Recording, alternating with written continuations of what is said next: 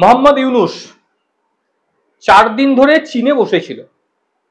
চীনের আদর যত্ন ইত্যাদি খেয়ে তার মাথায় গাধার পটিগুলো মুখ থেকে বেরোতে শুরু করে দিয়েছে। তিনি এমন বক্তব্য দিয়েছেন যে বক্তব্য বর্তমানে ভাইরাল হয়ে গিয়েছে, এবং মানে এমন অবস্থা, মানে কেউ হয়তো কষ্টে আছে, তার মনে হচ্ছে আমি একটু হাসবো, তখন কিন্তু ওই ইউনূসের বক্তব্যটা সে শুনে নিচ্ছে, তারপরই মন খুলে হাসছে। কিছু কিছু চিকিৎসক তারা মনে করছেন যে মানুষ একটু ডিপ্রেশনে চলে গেলে ইউনূসের বক্তব্যটা শুনলে প্রাণ খুলে হাসতে পারবে। কি হলো বিষয়টা? হঠাৎ করে আমি এই ধরনের কথাবার্তা কেন বলতে শুরু করে দিলাম? আপনাদের প্রত্যেককে এনটিভি ডাব্লিউবিতে স্বাগত জানাচ্ছি। এইবার খুলে বলছি বিষয়টি। ঠিক তার আগের বাবা, এরা তো বাবা পরিবর্তন করে, আগের বাবা পাকিস্তান যে পথ দেখিয়েছিল সেই একই পথ অবলম্বন করে সে চলে গেছে চীনেতে। চীনেতে গিয়ে সেখানে সে বলতে শুরু করেছে যে ভারতের এই যে 7 সিস্টার তাদের নাকি ল্যান্ড লক হয়ে আছে, মানে আমাদের ল্যান্ড নাকি লক হয়ে আছে। এটা তো বললই, বাদ দিন কি বলছেন না বলছেন ভেবে লাভ নেই। আর একটা কথা এমন বলেছেন যে যেটা হাসতে হাসতে পেট ব্যথা হয়ে যাচ্ছে, পেটে ব্যথা হয়ে গেছে। তিনি বলছেন তিনি নাকি সমুদ্রের গার্জেন। ভাবুন বিষয়টা, তিনি গোটা সমুদ্রের অভিভাবক। রাশিয়ার Vladimir Putin, Donald Trump, Xi Jinping যার কাছে গেছেন তিনি, ভারত, এরা তারা কি করছে সমুদ্রের মধ্যে? এই বিপুল শক্তি নিয়ে এরা সমুদ্রের মধ্যে করছেটা কি? আমার প্রশ্ন সেটা।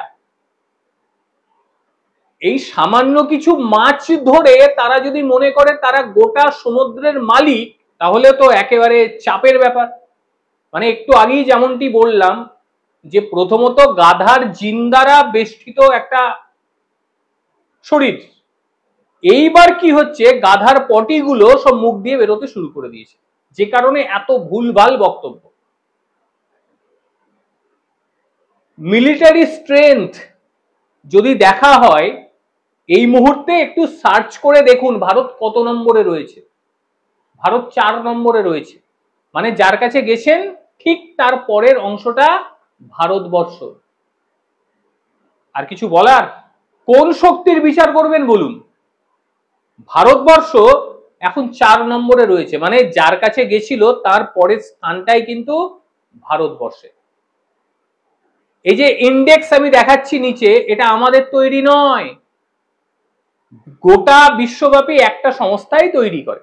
এটা নিয়ে নয় বিস্তারিত জানাবো, সেখানে ভারতবর্ষের র্যাঙ্ক ঠিক কতটা। ভারতবর্ষ ডিফেন্সের পেছনে ঠিক কত বাজেট রাখে, সেটাও গোটা পৃথিবীর মধ্যে 4র্থ বৃহত্তম। আর কিছুদিন পরেই প্রায় 100 বিলিয়ন পৌঁছে যাবে। এইরকম একটা দেশ পাশে রয়েছে, তাকে ভুলে গিয়ে তিনি বললেন তিনি নাকি সমুদ্রের মালিক।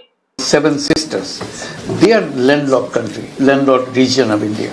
They have no way to reach out to the ocean. We are the only guardian of the ocean. যেটা দেখার পরে মানুষ মানে ভেবেছে কম, হেসেছে বেশি, যে কি এমন হলো উল্টাপাল্টা বকতে শুরু করে দিল। বয়স হয়েছে তো, এবারে বয়সের ভারেও মানুষ ভুলভাল বলে, অসুস্থতা থাকে। এরা তো আবার ভারতের চিকিৎসা নেবে না বলেছে, চীনে গিয়ে চিকিৎসা নিলে হয় আর কি, আমি জানি না চীন ঠিক চিকিৎসা করবে কিনা এদের। এবারে মোহাম্মদ ইউনূস যেটা চাইছেন, তিনি চাইছেন যে চীন তাদের দেশে ঢুকুক, ঢুকে তারা একটা ব্যবসা স্থান তৈরি করুক, তারা একটা পোর্ট তৈরি করুক। তাদের বক্তব্য যে তিনি তো সমুদ্রের মালিক, তাই গোটা সমুদ্রটা তিনি বেচে দিতে চাইছেন চীনের কাছে। এবার ভাবার বিষয়, চীন ঢুকবে কোনটা দিয়ে? চীন মানে আকাশপথে এসে ঢুকে সমুদ্রটা ব্যবহার করবে কিনা আমার জানা নেই, অথবা একটাই পথ বাকি আছে, সেটা হচ্ছে মায়ানমার। আর এই মায়ানমারে আরাকান আর্মির কথা মনে আছে তো, যার পাশ দিয়ে যেতে গিয়ে ওই পাশের দেশের প্রত্যেককে সেলাম ঠুকতে হয়, আমরা যাব? অনুমতি নিয়ে তারপর যেতে হয়, নিজের ভূখণ্ডেই যেতে পারে না। সেই আরাকান আর্মির ওখান দিয়ে ঢোকাবার বোধহয় পরিকল্পনা নিচ্ছে, আমার জানা নেই ঠিক, মানে আমি বুঝতে পারছি না এরা কি চাইছে, মানে রুটটা ভাবনা চিন্তা করেছে কিনা আমার জানা নেই। যারা মনে করছেন যে বিষয়টা খুব সিরিয়াস বিষয়, এটা কেন বলতে গেল, তার মানে ভেতরে বোধহয় কিছু রয়েছে, তা নয়। এটা হচ্ছে কোটরা, মানে ভিক্ষা নেওয়ার একটা হাতে বাটি দরকার, তো এটা হচ্ছে বাটি। এই কথাগুলো না বললে চীনের কাছ থেকে ভিক্ষে পাওয়া যাবে না। রেকর্ড বলছে চীন যেই সমস্ত জায়গায় এই অর্থনৈতিক করিডোর গঠন করতে চেয়েছে, প্রত্যেকটা জায়গায় চীন মোটা ধরনের টাকা ধসিয়েছে। কোথায় কোথায়? সম্প্রতি পাকিস্তানে করেছে। চীন পাকিস্তান ইকোনমিক করিডোর, মানে গোয়াদার বন্দর হয়ে যেটা যাচ্ছে, সেখানে কি অবস্থা, চীনকে নিজের সেনাবাহিনী এনে সেখানে পাহারা দিতে হচ্ছে। তার কারণ বালুচরা দেখে দেখে পেটাচ্ছে, সেখানে যোগাযোগ ব্যবস্থা পুরোপুরি বন্ধ, পাকিস্তানের একটা অংশ কেটে গিয়েছে, এটা আপনারা জানেন, অনেকেই জানেন। একইভাবে চীন মায়ানমার ইকোনমিক করিডোর, এটাও শুনেছেন নাম আপনারা, এটা ছিল যবে থেকে কাজ শুরু হয়েছে তবে থেকে সিভিল ওয়ার শুরু হয়ে গিয়েছে সেখানে, মানে সেইখানেও তাদের ইকোনমিক করিডোর 20 পাউন্ড জলে চলে গিয়েছে। আর একটা দেশ শ্রীলঙ্কা, মনে আছে প্রত্যেকের, শ্রীলঙ্কার কি অবস্থা করেছিল। এইবার শ্রীলঙ্কা তারা বলছে আমরা ভারতের সঙ্গে নিরাপত্তা সমঝোতা করব। তারা স্বীকার করে নিয়েছে যে চীন তাদের ফাঁদে ফেলে একেবারে ডুবিয়ে দিয়েছে, সেই কারণে তারা নিরাপত্তা ব্যবস্থাটাকে ঢেলে সাজাতে ভারতকে সামনে চাইছে। আর ভারত এই মুহূর্তে এই যে রিজন, তার মধ্যে সমুদ্রে একেবারে সবচেয়ে বড় শক্তি তারা, তাদের ধারে কাছে কেউ নেই। সমুদ্রের ডিফেন্সে তাদের চোখে চোখ রাখার মতন ক্ষমতা কাউরির নেই। আমি ধরে নিলাম যে আপনারা হাতে পায়ে ধরে চীনকে নিয়ে এলেন, ভারতবর্ষ কি বসে থাকবে? চীনকে রোখার জন্য অনেক ব্যবস্থা ভারত আগে থেকেই করে রেখে দিয়েছে। আইএনএস কলকাতা জানেন তো, সেখান থেকে কিছু না করলে আর একটু নিচে নেমে আসুন, আইএনএস বিশাখাপত্তনম, তারপর তার সামনের দিকে যদি এগোন তাহলে আন্দামান নিকোবর দ্বীপপুঞ্জ, আর একটু নিচে যদি নামি চেন্নাই, অতন্ত্র প্রহরীর মতন ইন্ডিয়ান নেভি সেখানে হাজির।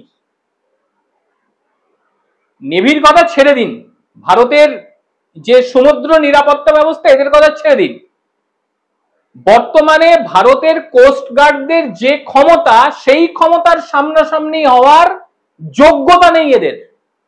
একদম বাস্তবিক বলছি, কোস্ট গার্ডদের যে ক্ষমতা রয়েছে সেই ক্ষমতার সামনাসামনি হওয়ার কোনো যোগ্যতা নেই এদের। এরা আবার এত বড় বড় কথা বলছে।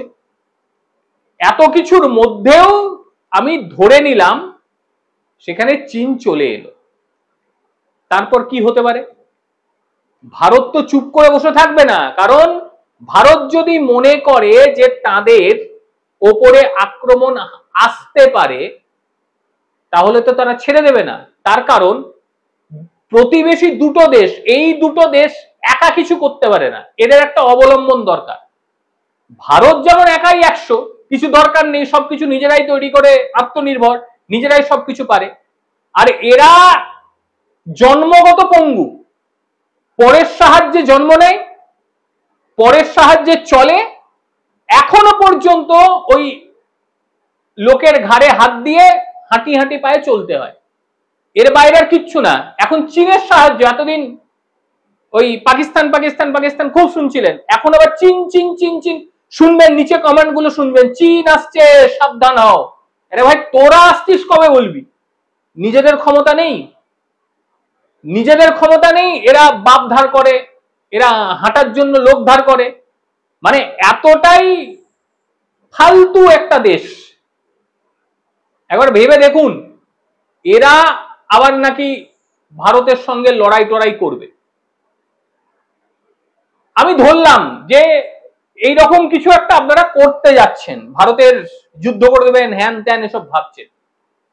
ভারত কিচ্ছু করবে না, চুপচাপ গভীর রাতে স্পেশাল ফোর্স আকাশ পথে শব্দের গতির বেশি গতি নিয়ে পৌঁছে যাবে।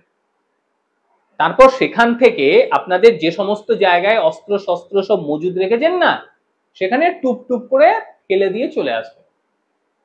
যা থাকবে সমস্ত কিছু নিমেষে শেষ, ফ্র্যাকশন অফ সেকেন্ডসে সবকিছু শেষ।